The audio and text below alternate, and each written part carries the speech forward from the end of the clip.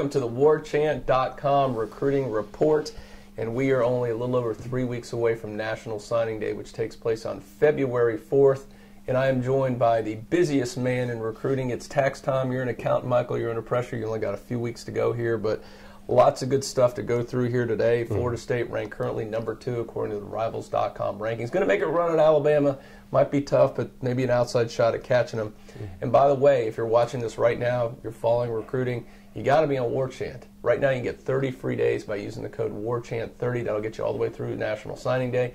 You cancel at any time within that 30 days, you get it entirely free. Why not? You got rumor mills, you got prospect updates, visit outlines. We're going to talk about some of that stuff today. A lot of good stuff to get into right now. Let's talk about, we always get into commitments, and as we've seen over the years, these guys can come and go, they can flip, they can flop, all kinds of crazy things here. But we do, this year, Florida State's got some guys who are already enrolled in school. They are in, signed, sealed, delivered, they're done. So, Michael, let's talk about those guys a little bit, because you get to see a lot of these guys firsthand. I know a lot of them recently at the Under Armour game, and I want to talk about really the bell cow of this class, rated #2 overall in the country, #1 safety. And I looked this up. Derwin James is the highest-ranked safety ever, according to Rivals.com. And there's been some really good ones out there. 6'1", 200 pounds, 5-star, obviously. He brings so much to the table, Michael, and he's one of those rare guys as a true freshman I think is going to compete for a starting job. Yeah, I think what you see out of Derwin, I mean, and not only is he the best in his position, but he's one of the best overall players in the country because he has so much versatility that he can do. He can put him on the corner, he can cover at corner, or you can throw him at safety, and he's one of the hardest hitters in the country. Just a guy that, is going to have a really good shot at, going in there and playing on, because they don't have a guy that can do what he does, that can cover the ground, can close windows, can do what he does as far as in coverage, and just has an unbelievable hands as far as making picks. So, certainly he's got to be one of your #1 guys as far as impact freshmen. So certainly getting him in early is a tremendous boost for FSU. And you're right, a guy that absolutely loves to lay the lumber. And the other thing I think underrated is the leadership aspect. You saw that with LaMarcus Joyner, how important that was. And he's a guy that can fill that role. And I've been told by some folks in the FSU circles, maybe the best recruiter as a recruit they've ever had. So he really does it all for Florida State. Let's talk about another guy that's really came on strong as of late, and that's George Campbell. And this is a big wide receiver. You're seeing more and more of that, I think, with Jimbo Fisher. 6'4", about 190 pounds, rated as a #4 wide receiver. Now, we're going to talk a little bit later, Michael. I think he might push for that 5th star or 4-star right now, but he's in school early. He brings a little bit, some height, some physicality, and a guy who's definitely, his senior season saw an upswing in how well he played in the Under Armour. Yeah, another one of those Gator so-called locks that were going to Florida, but actually FSU was able to pull him off. Has improved so much tremendously and I think a lot of that has to do with he's added so much strength with his body that he's hard to not only cover because of his speed, but also once he makes the catch, he's a hard guy to bring down. I mean, even at 6'4", 190, he looks kind of skinny, but when you see him on the field, he just is a really tough guy to jam on the line, and he had a tremendous week at Under Armour. Nobody could cover him. He got incredible separation, probably some of the best separation I've seen out of any FSU target that Under Armour event. He was unbelievable as far as getting open all day long, and I think he was the best overall receiver there. I mean, you're talking about Calvin Ridley and all those guys there, but I thought he was even better than Ridley or anybody else that was on the field that weekend. So certainly getting him in early, and they don't have a lot of guys with that kind of size and speed that's going to cause some problems. So he's another guy that you got to believe he's going to have a chance to get some early playing time. And another, we talk about big. All these guys are big for their position. I mean, Minkah Fitzpatrick. I know Coach Fisher's been always trying to get the quote-unquote SEC back. A little bit with James Wilder there for a while, but this is a guy that definitely fills the bill. 6'1", 230 pounds. We want to talk about a guy that's light on his feet. A 5-star running back, #2 overall in the country at the running back position.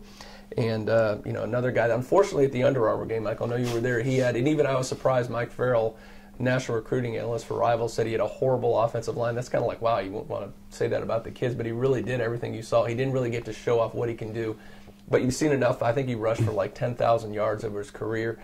Just a ridiculous talent coming in. He's got the size and the agility and speed to really be big time. Yeah, I mean, I was there all week. I mean, he didn't have a chance, and there wasn't a lot of blocking. And I wouldn't say there was a terrible line. It's just something you get kids together in 1 week. I mean, it's tough to get some semblance of what you want to run. But yeah, he's been tremendous all year. He's been a one-man wrecking show with over there at Timber Creek, rushing for over 10,000 yards. And I think, as we saw with Ohio State when they won the national championship, had a big back like Ezekiel Elliott. I think Jacquez could do that same kind of void where he's got quick feet and he's certainly got power, and he's going to give them a lot of options that they didn't have in the offense now. I mean, how many times did you have 3rd and short where FSU couldn't go to a big back? Now they have that with Jacquez, and not only a big back but a guy that's got some quickness and got some impressive speed once he gets out in the open field. So I think it's going to give them a lot more options of what they can do with their running game. Now, if you ask Florida State fans, a lot of them will say the number one weakness on defense this year was a lack of a pass rush. The defensive ends combined for a whopping 6 sacks the entire season. That's not going to get it done at Florida State. So what they do, they go out and they've got a commitment, and now a guy enrolled who is maybe arguably the best pure pass rusher in the country, and that's Josh Sweat, 6'5", 240 pounds, incredible burst. He's just got all those instincts to really rush the passer real well. And he's in school. The only slight negative is, unfortunately, had a season-ending injury during the season, so he will come and he will not be full speed this spring. But it's so important still to get acclimated to being in college. It's a big jump when you come right in, giving him an extra semester, getting those mental reps, as the coaches like to call it all the time. And obviously you can still do a lot of the weight room stuff, get in shape and get ready for college. So I think having him on campus right now is big time. Michael, I know you got to see a lot of film and some of him before his injury. This is a guy, am I right, is this maybe the best pure pass rusher coming out in this class? Yeah, I mean, he definitely is. I mean, you got Cowart in there, we'll talk about later, but, he all around, the Cowart's really good. But, I mean, as a pass rusher and a speed rusher and off the edge, this guy's off the charts as far as what he can do when he's healthy. I mean, I even talked to Rivals.com, Mike Farrell, and he told me, he's like, this kid's one of the top 5 players in the country without a doubt if he's healthy. And certainly Josh is just exactly what the doctor orders. What they need is an elite pass rusher. He'll be ready to go around the summertime. You'll see how much they, we'll see how his development goes with his rehab, but certainly a guy that you can use as far as a tremendous pass rusher and can do a lot of different things. I mean, he was a tremendous athlete, played receiver, played tight end, played running back, quarterback sometimes. He's a guy that you won't be able to just drop back your quarterback. You're going to have to move him out because he's that athletic and has that kind of speed that he's going to cause a lot of problems. Now, the 3 other guys that are early enrollees at Florida State as part of this class, Devontae Phillips, a 4-star Rivals 250 wide receiver, and had a touchdown in the Under Armour game. DeAndre Johnson, Mr. Football in the state of Florida over there in Jacksonville. Unfortunately, he was behind that offensive line again. Under Armour didn't get to show off his skills as much, but ran real well. You saw some ability there. And then Calvin Bruton, one of those Miami Central kids, going to come in defensive back to play. Is there any one of those 3 guys that you think, probably not DeAndre Johnson, probably going to redshirt as a quarterback, you think? But Phillips or Bruton, you think those guys maybe one or both get on the field early? Phillips is the guy that really intrigued me watching him during the week because we as fans, you get so focused on okay, is he getting separation? Is he always like 20 yards behind the DB? But what this kid does is and the coaches told me this at the Under Armour, one-on-one, nobody could cover this kid because they would just throw him the ball and he would find a way to come down with it every time. You couldn't man on him. He was just such a tremendous weapon, and that's where I think FSU is lacking a lot. Is they don't have a physical guy that can just really take over the game like they had, a year ago with Kelvin Benjamin. I mean, this guy's not the height and all that stuff, but physically he is so well developed as far as a physical. Just you can't jam him in the line. He's gonna give you a lot of trouble. And Kelvin was a lot like that when he was coming out. So he's a guy that I think could fit into this offense. It just depends on how he grasps the offense and how he fits and everything. But from a physical standpoint, he will give them that physical receiver they need. Now, one of our favorite times at Warchant.com, being sarcastic here, is when the rankings come out, because all the fans get very upset about the rankings. They are subjective. I do think Rivals does a really good job, and they get better. The more they evaluate, the better they get these kids, so they get all upset. But the ones coming out next week are going to be the final rankings, so these are the ones that really count. And there's a few FSU targets and commitments that I think are going to move up or down. Mike, I want to talk about a couple of these guys that we think could do that, and we've talked a lot about George Campbell already. And here's a guy who's interesting. He was the #1 wide receiver overall by Rivals. junior season had some drops, some other things, and I think rightfully so, dropped him down to a 4-star. Then after a strong senior season, jumped 43 spots, maybe the biggest jump on the Rivals 100, to number 35 overall. Now he's only 2 spots away from a 5-star status.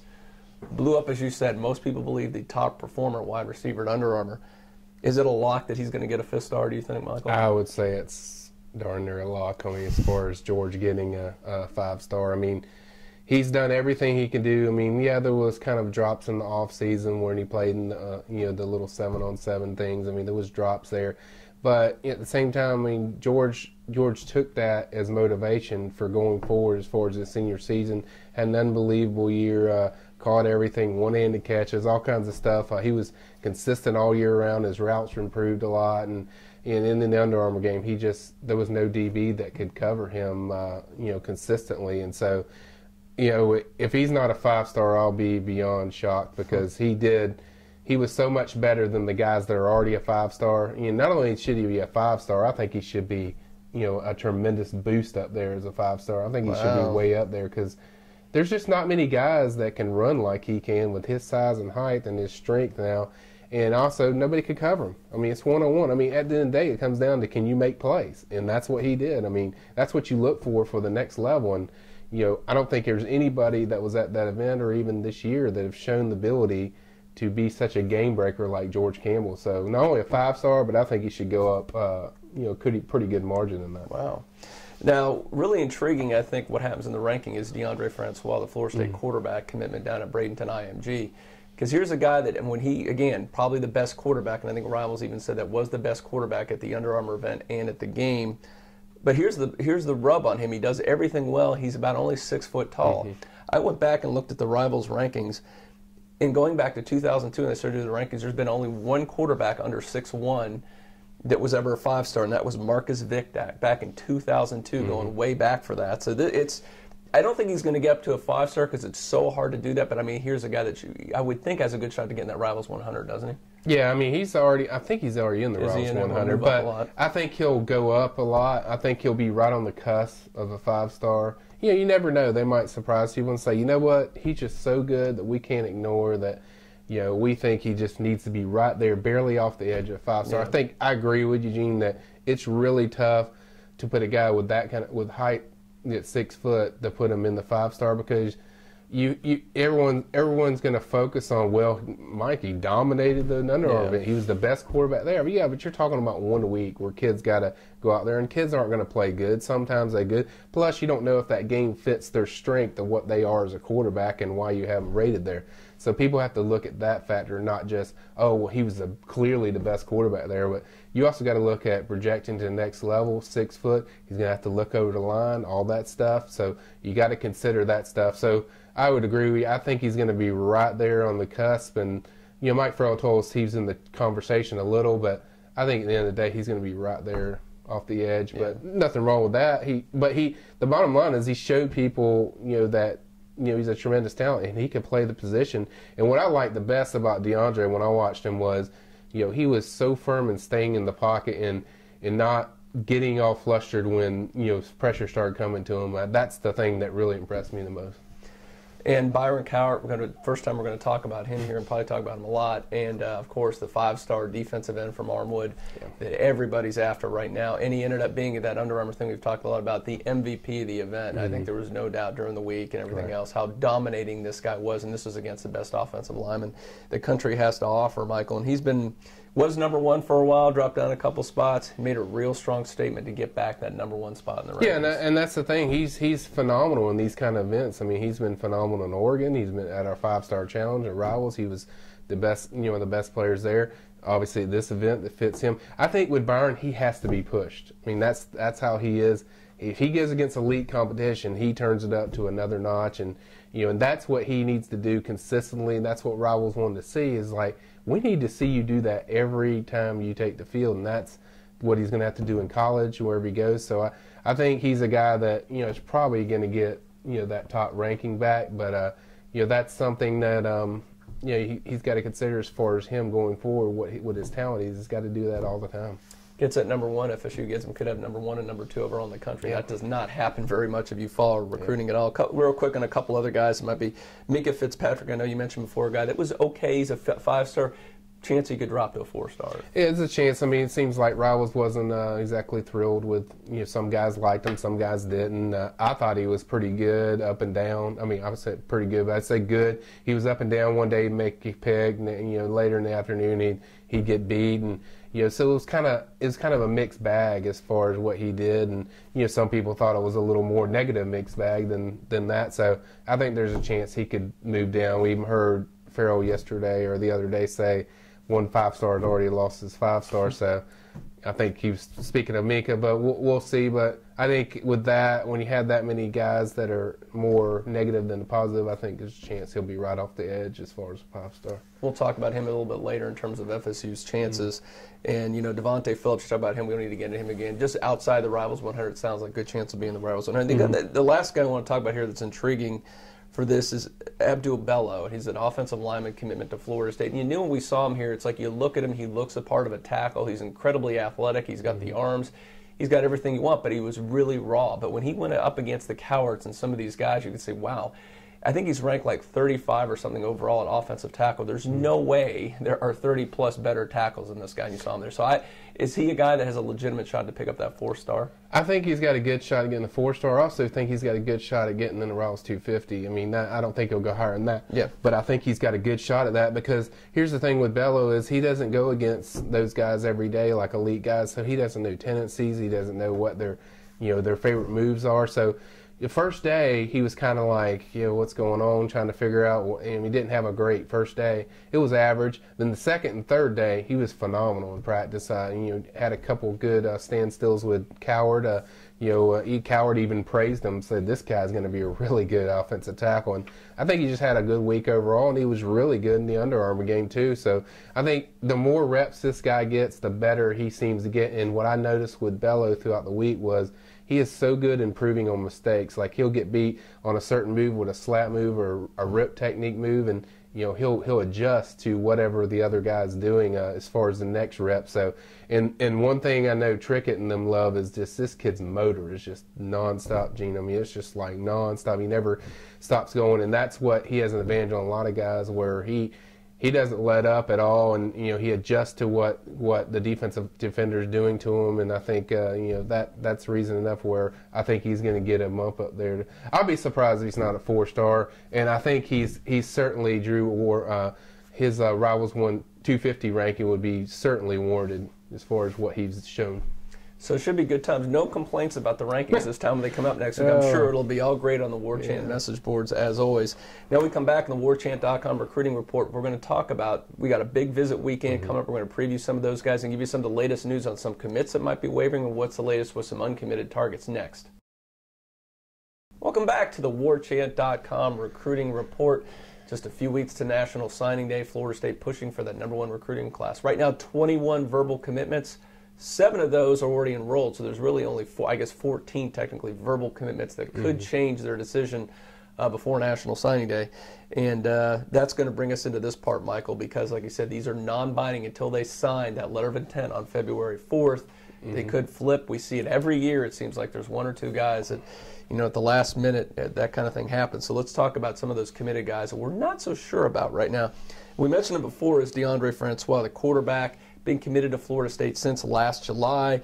He says he saw that he's been off and on flirting with Florida. It looked like he had a visit scheduled, then he didn't. I know he's coming in this weekend. That's one of the things we're going to talk about in a minute, his visit. But I think this is going to be put up or shut up weekend, really, for him. He cannot, if he schedules that Florida visit, I don't think they're going to take him. Yeah, I think it's going to come down to the weekend. I think he wants to see how he feels again. And if he feels that same way, then I don't think there's any problems. And there's no indication that he won't with all his buddies here, with Jacquez here, George Campbell, Derwin James, all guys he's close with that are already enrolled. They're going to have a big part as far as the visit. And heard when I talked to DeAndre the other night, he told me he had a really good conversation with Coach Fisher. And I get the impression, I asked him again, are you still going to take that visit? And he's like, we'll see. It was kind of like an unsureness, as far as doing that. And you could tell that FSU was on his mind, and that, FSU is the school that he feels the most comfortable with. And I think at the end of the day, I'll be surprised if he takes that visit. And I wouldn't go ahead and just rule him out even if he did take the visit, but I'll be surprised if he does take the visit. Just my impressions of the conversation, I'd be surprised if he takes that trip, and I think he'll kind of end it. That's kind of my vibe as far as conversation with him, and just people close to the situation was just that's a possibility to happen. And I get the impression with Coach Fisher how this class is and how their back is against the wall in terms of scholarship numbers. I don't think he wants to mess around with guys who are iffy going into signing day, because they need every one of those scholarships, because there's so many top recruits that are on that board for Florida State right now. And speaking of that, Michael, Johnny Frazier, running back from North Carolina, has been committed to Florida State for a long time. But it seems like it's been months he's been on the fence. Well, we're not sure. There's all kind of, it seems like every other week there's a rumor he's decommitted. No, he's not. No, he's not. It goes back and forth with him. But here, Princeton, North Carolina, by the way. But is this a guy, are we thinking now probably not in the class at the end of the day? Yeah, I think he's not in the class. We covered kind of this on the side, last week, that, or maybe longer than that. Just that, it's not that Johnny's telling them, like, I'm not going to be in, coach, you might want to move on. Johnny's telling them all the stuff like, no, coach, I'm in. I'm with you. But it's just kind of a situation, kind of what you mentioned with Francois, like, look, FSU's like, we got to know, man. We're not going to sit there and mess around. And if you're iffy, then we're not gonna mess with that. And I think too, they're out of the running backs they're after. They're just not an elite guy like Jacquez. It's like once they got Jacquez, that was their white whale, as we like to call it. And once you got him, every other back was pretty much expendable. As far as you'd like to have them, it'd be great for depth, but you don't necessarily have to have them. It's not like a guy like Damian Harris or whatever. If it's a guy that that's just a can't-miss guy, then I think they would have a different view on that. But I think it's just a situation where, okay, we like him and all, but we got other guys we got to fill, so we got to get these other guys in here. And I just don't think it's such a pressing need, and it's not an elite guy, as far as compared to Jacquez, that, they don't want to damage the other parts of their class. You just have all the red flags out there. Anybody who follows recruiting has seen this game before. An out-of-state recruit like this, it's iffy. You can sure see this as a guy, National Signing Day, ends up going to NC State or someplace like that, and then you're short a scholarship, which you really don't want to do. So I agree with you, Michael. I think at the end of the day, Florida State's probably going to move on with him at some point in the next couple weeks. You got obviously Dalvin Cook. You got Mario Pender coming back. You got Jacques, as you mentioned. I hear really good things about Jonathan Vickers. So I think they're okay at that running back position. Having four legitimate tailbacks is probably good. I'm sure you could take a fifth, but if you're going to turn down an offensive lineman or a defensive end or something like that, I think you need to fill that position there. And the last guy, Michael, let's talk about as far as a commitment that might be wavering a little bit. Odell Tate, the wide receiver from Tampa Wharton High School, a 4-star recruit. Visited Michigan already. He could be visiting Florida here in the near future. Always says he's solid in this one, so it doesn't seem as like he's iffy maybe as a guy like like we said with Johnny Frazier, but a guy that still we got to keep our eyes on. Yeah, you got to keep your eyes on him. He grew up a Michigan fan, as we mentioned numerous times on the site. Michigan is a school that he's always been intrigued by, but he's also his love and his heart is with FSU, because that's where he sees the best productivity as far as the most relationships. I think that's where he really liked the Harbaugh hire, as we put in our mill a while back, and just a guy that, fortunately for FSU, they're going to get the last visit, and he doesn't have any more visits to Michigan that he can take for an official visit. And then you also have Florida in there, who's local and in-state.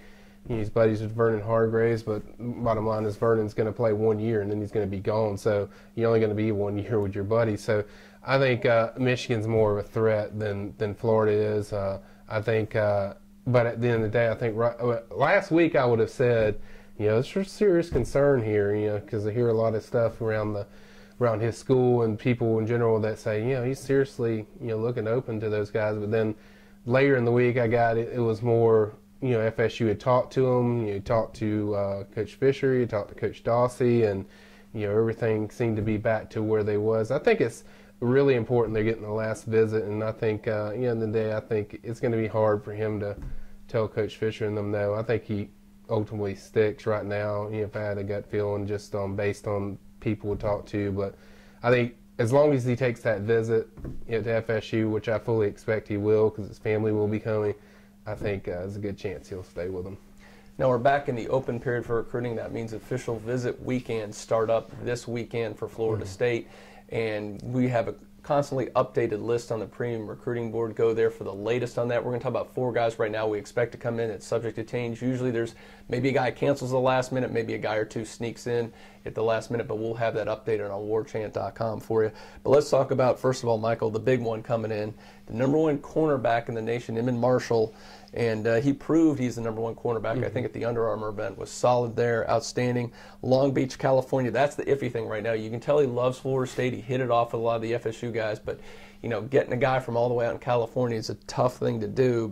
And that's why this weekend I think is so important for him. If they hit a home run with this kid, I think, maybe you can disagree with me, I think they got a real good shot to pull this guy out of the West Coast. I do too, and I don't think distance is so much a factor with him because he's got family all in the Southeast, and it's different. I mean, you got to have something to work in your favor as far as if you're talking about out-of-state kids. There's got to be family. There's got to be some kind of connection, and certainly this kid's really intrigued by the defensive backs that FSU's produced, and Deion Sanders, who's his favorite all-time cornerback, and Terrell Buckley, and all the great corners they've had over the years, and so I think he's really intrigued by that. And he's watched them several times. He's really, the interest is really legit, and he's constantly calling the staff. He talks to them a lot. He likes what they do with their defensive backs. He's a physical, aggressive corner. That's how they play their corners. And then 2 of them, and Ronald Darby and P.J. Williams, have already left. So that's definitely a big positive for FSU. And I think they got a great shot. And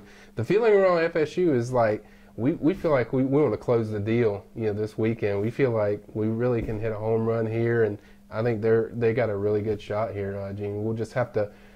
Everyone wants me to say, well, is he coming or he isn't, Mike? I was like, I think they've done everything they need to do to put them in position. Now it's time to get up to the plate and put the game away. And now I think they got a really good shot, and it all depends on this weekend. I think the biggest thing to watch, Gene, on that visit is comfort. He's very important as far as how he feels around players, and I think as long as he likes Tallahassee, he likes the feel for there, he likes the players, I think they got a really good shot. 6'1", 195, the staff, Florida State and Fisher is always like those bigger physical corners. He's exactly what you're looking for at that position. Yeah. A little scary if they can pick up. You put him with McFadden, with Derwin James back there. Oof, it's going to be something in that secondary for years to come if they can pull that one off. We talked a lot about DeAndre Francois. Again, you're hoping that's one where FSU hopes to firm that visit up, get Florida off of his mind.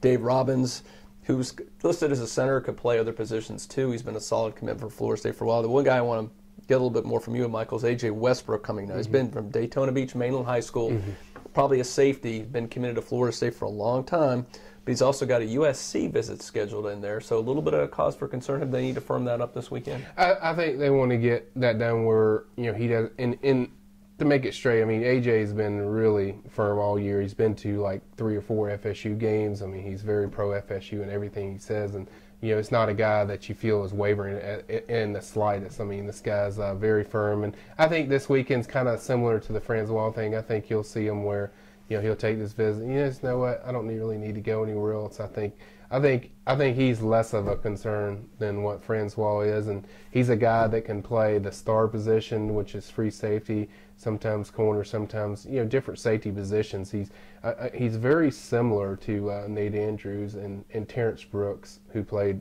a while back, where you can use him in a lot of different spots. He can cover on corner and boundary corner. He can also big hitter, but he's very good in coverage. Got very long arms, so he's a guy that is gonna. I wouldn't say make an early impact, but as a freshman, but he's going to play on special teams a lot. I think he's going to, certainly have his role. Now the fun part, let's talk about some uncommitted guys, or at least guys that aren't committed to Florida State, that they are still going after to fill those spots. And I think there's what we were saying, there's about 5 spots left, Michael, in this class, probably hit around 26. So there's definitely some guys they want to still bring in that they're looking at pretty hard. I'm going to go through all of them because you can go to warchant.com and get all that stuff. You got rumor mills. You've got to have some hot boards still coming up, some really good stuff there. And hopefully next week we may do our first predictions. We'll see how that goes. So something to look forward to there. Minkah Fitzpatrick, you talked about him earlier. He's been an Alabama commitment since last April, but you've just been hearing over and over and over that this is a kid that's got a good shot to flip to Florida State, Michael. Now, he's a 5-star right now. Like you said, he could drop to a 4-star. But again, what are the factors? I mean, what are the odds he's going to flip, and what are the factors that can make that flip happen? Well, I think they've already done everything that they need to do as far as making that happen. I think it's a situation where Minkah feels really comfortable. We trust them. You know, there's some talk about, you know, how Bama might like him in another position or stuff like that. And yeah, I just don't think he trusts them like he trusts FSU. And you could feel the comfort he has with FSU. He calls them all the time, called them several times during the, you know, the dead period where only recruits can call coaches, and, you know, constantly reaches out to them. And I think it's very likely that they get a flip there. I would say I'd say it's a good chance that they get you know, Fitzpatrick in this class, and he's a guy that they really like a lot and just fits that mold as far as what they like and what they want at corner, and, you know, just a guy that feels really comfortable with the staff.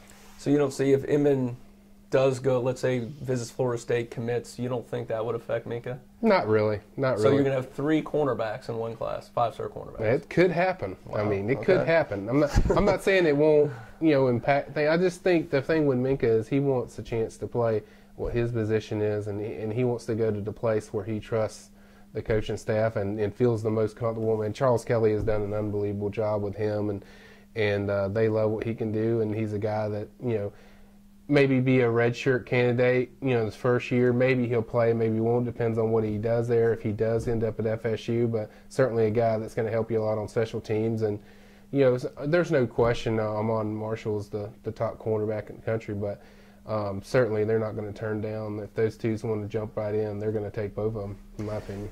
Now, we've had, since he made that visit, it looked like, I remember you talked to Terry Beckner talking about the big-time defensive end / defensive tackle, can play a little bit of both. He's a guy that FSU's been on for a while, East St. Louis High School. Now, Michael, you visited, everybody was thinking he's FSU, lean FSU, but now, you know, Ohio State's in there for him now, big time. He's going to visit next weekend, coming off their national championships that a lot of people are saying, well, he's lost. It doesn't sound like you necessarily agree that suddenly Ohio State's going to take over where FSU had maybe a little bit of a lead before. No, because, you know, a lot of people get carried away with when you win the national championship. Usually when you win the national championship, it's the following year that really you know, hits home. I mean, it helps. You win a championship. Hey, you won a title. That's great. But he didn't win a title. He wasn't there. So you're basically starting over a brand new year next year. So I think it helps them, but I don't think it's dramatic as people think it is. I think it's more still Missouri and FSU as the two teams, with FSU being the favorite, and then and Ohio State, then Auburn. He visits Auburn this weekend. You know, so I think it's you know, a situation where they still got work to do, and we'll have to see how the visits go. But the bar is set really high as far as what FSU did with the visit. He's really comfortable with Odell Haggins. He's really comfortable with that entire staff. They were the first people to really, as far as major teams besides Missouri, to really get on him, and they really on the first visit just hit a home run. I think people kind of get carried away with the Ohio State stuff because you won the championship, and that's great and all, and I think it'll have an impact, but I don't think it's as dramatic as people think it is. But you know one thing, do not underestimate Urban Meyer. No. I'm not going to say, but I'm just going to say don't underestimate Urban They Meyer. have If you get him on campus, Yeah. I've seen him pull some rabbits out of his hat there. Yeah, and they do have a good shot. It's not that just any chances they have. It's just those two teams have still, it's about relationships. And yes, he's an elite recruiter, and he could turn around where things change. But for right now, that's where, you know, we certainly feel things stand, and FSU's quite confident. Now, we can't wrap up talking about uncommitted guys without talking about Mr. Cowart. I mean, everybody wants to know about this guy. Could be, when the rankings come out, like we said earlier, could be the #1 overall recruit in the country. Florida State's been on forever. I remember when we first did that first thing on him last spring, everybody said, stop talking about this guy. He's never going to Florida State. There's no way he's an Armwood kid. It's still happening. There's still people that refuse. Until he signs on the dotted line, they will not believe it. We're going to tell you, again, we continue to hear FSU has a really good shot at landing this kid, Michael. Anything new going on after the whole Under Armour thing? Anything else you saw? I know it was great, the interview you saw with Derwin James. If you really don't think FSU's got a shot, watch that interview when Derwin James interviews him. he makes some comments about we and some of those things, drop some hints. It sure sounds like FSU's his destination right now. Now, a lot can change in 3 weeks, but anything new with Mr. Cowart? Well, I think with Byron, and it's funny because I joke with him about this, is Byron is so smart, as far as how he addresses things. He understands. He knows people are watching. That's why I tell people, don't pay attention to a lot of what he says all the time. Sometimes it's big, like the Derwin interview where he really opened up and you could tell his true feelings about FSU. And, there's no doubt that he loves them. But at the same time, he's going to say something. He's like, early this year's like, Oregon leads. Oh, I like Oregon. Then, me and CC Jefferson are going to play together. Yeah. He says a lot of things just to capture the attention. Yeah. People call it trolling out there, which I don't know how that word ever came about, but that's just him. But at the same time, from a realistic standpoint, we feel very good about FSU's chances. FSU's done a tremendous job there with Sunseri and the relationship. And here's the thing. Yeah, you got Auburn over there with Muschamp and guys he knows, but here's the thing. He wants to stay close to home. So that was a big X as far as when they went over there. And then, too, with the Florida staff where he grew up a fan of them, he doesn't have any relationships with anybody on that staff. They're all gone. Every relationship he ever had with anything with Florida, they're all history. So that's a big plus. And I think what's going to happen or is happening right now is you kind of get, okay, I like Muschamp, but it's not close to home. Well, I like Florida because it's, that's a school I liked growing up. But then, they don't have the relationship. So it's kind of like to split the difference as far as that. Mm-hmm. Whereas FSU, it's everything that he looks for. A guy that can develop defensive ends in Sunseri. Fisher, his mom loves Fisher. He loves the staff. She feels comfortable there. It's close to home. It's in-state. It's a team that certainly they do well as far as putting guys in the NFL. Going to have, a chance at 4, top picks over there. So I think you put everything together and you measure everything and you measure all those qualities I just mentioned, and I think FSU sits in a really good spot. And then you throw in the fact that FSU is going to have the final visit. That's huge. Yeah, they get that final visit, which is always, anybody who follows recruiting to have the last impression on a kid and his family is so huge in recruiting, especially if he's torn, he's not really sure where he's going to go. That can really cinch the whole thing. And one other factor, Michael, it's a position of need. I mean, we talked about that earlier. Florida State desperately needs a guy. And this guy is so physically ready to play. He's a perfect guy in that 3-4, that hybrid linebacker defensive end. He's a perfect fit for that position at Florida State. So great opportunity for him to come in. Just before we wrap up real quick, I know Chris Boyd, just to bring him up, he's been on the radar forever for Florida State. It looked like they'd really moved up during the camp over the summer, or maybe leading at one point. But absent has not made the heart grow fonder. He's kind of faded away from Florida State in this instance, so you can pretty much write him off, right? Yeah, I was concerned when he started taking his visit. I think he took a visit for the official visit for the Wake Forest game, and that wasn't really a great sign as far as in my opinion, because he's a guy that I think if you're going to get an out-of-state kid that's all the way from 10 hours away like Texas or however long it is, you got to get him late in January and have that on his mind. Yeah. And he loved FSU, even almost committed to FSU during the summer camp. But, as I said with Texas kids, unless you have a connection there where a kid his mom or dad went to FSU, or you have mom or you have uncle, a lot of aunts in Tallahassee or near Florida, it's going to be hard to get a kid from Texas. I mean, it's just so hard to get guys from there. That's why you don't see a lot of schools getting kids from Texas to go that are in the southeast, part of the state. So, I think he'll end up at one of the Texas schools, probably Texas A&M. It seems like has the momentum a little bit, them or Texas, but certainly a guy I think we can cross off now. And I just think as this thing went on longer and longer, where he had no feeling as far as FSU because he hadn't visited them since like early in the year. I think that really hurt their chances, but. Certainly the kid, like if Tallahassee was right next to Chris Boyd, I think FSU would have a great shot at pulling him. But that's really the key is he's so far away and all these other schools are on his mind. We talked about him in Marshall. You talked about Minkah Fitzpatrick, all these guys. I mean, I think they're going to be just fine at the cornerback position even without Mr. Boyd. And just to wrap it up here, there's so much of this stuff you can find on warchant.com. I mean, the message board is always very active. There's some crazies on there, no doubt, but there's also a lot of good information that goes there. Michael and some of the other people on there really put some good stuff out on there. You know, rumor mills, all kinds of good stuff coming up. We'll have a wrap-up on some of these guys after their official visits this weekend. So check out warchant.com. Get those 30 days free. Warchant30 is the code when you sign up. Cancel anytime. You get all that stuff free. So thank you, Michael Langston. Keep up the good work. Appreciate Tom Lang running the video here, and we will be talking to you soon, folks.